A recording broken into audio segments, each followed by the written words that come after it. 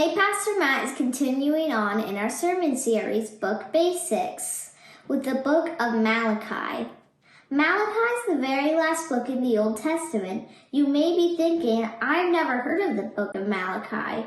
Or maybe you're thinking, I've never heard of the Old Testament. What's that? Today, we are going to give you a little lesson on how the Bible is organized. The Bible has two major divisions. The first and largest is the Old Testament. The Old Testament records the history and writings of Israel before Jesus came. The New Testament is smaller and covers a much shorter period of time. The entire New Testament was probably written within a 70-year period or less. The Old Testament has four types of literature: law, history, poetry, and the prophets. The prophets are divided into the major prophets and minor prophets. Okay, so let's begin by looking at the books of the law: Genesis, Exodus, Leviticus, Numbers, and Deuteronomy. These books were written by Moses and contain the law of Moses. They have a lot of history, as well as speeches and even songs. In these books, we learn about creation, the flood, Babel, the patriarchs, the Exodus from Egypt, Sinai, and the 40-year wilderness wandering. Next up are the books of history. They include Joshua, Judges, Ruth, 1st and 2nd Samuel, 1st and 2nd Kings, 1st and 2nd Chronicles, Ezra, Nehemiah, and Esther.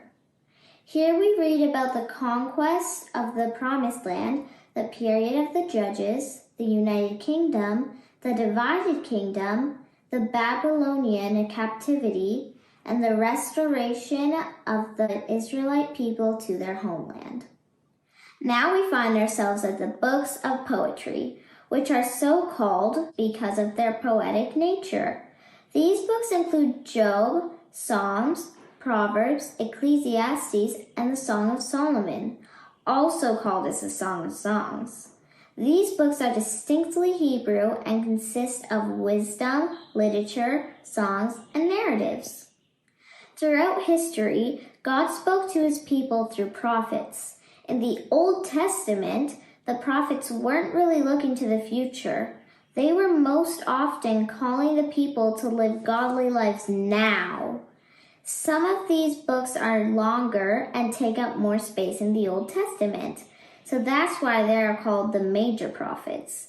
They include Isaiah, Jeremiah, Lamentations, Ezekiel, and Daniel.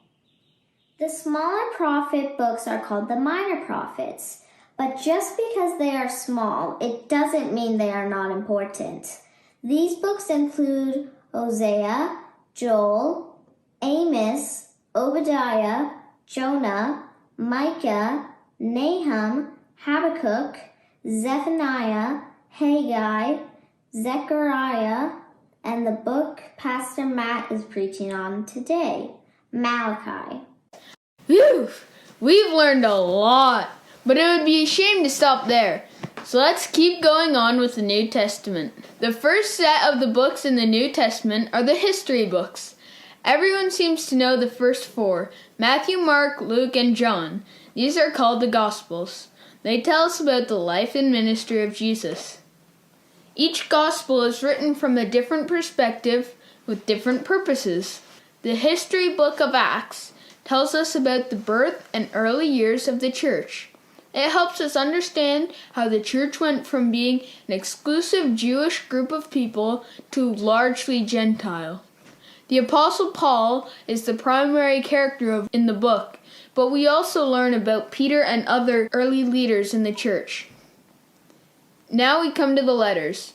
Paul wrote 13 of the letters in the New Testament: Romans, 1st and 2nd Corinthians, Galatians, Ephesians, Philippians, Colossians, 1st and 2nd Thessalonians, 1st and 2nd Timothy, Titus, and Philemon. Paul spent much of his life planting churches on ministry journeys. Later, he wrote these letters to many of the churches, and that is why they are in the New Testament. There were also many letters written by people like Peter and John. These are called the general letters. Each letter had a specific audience in mind as well as a reason for the letter.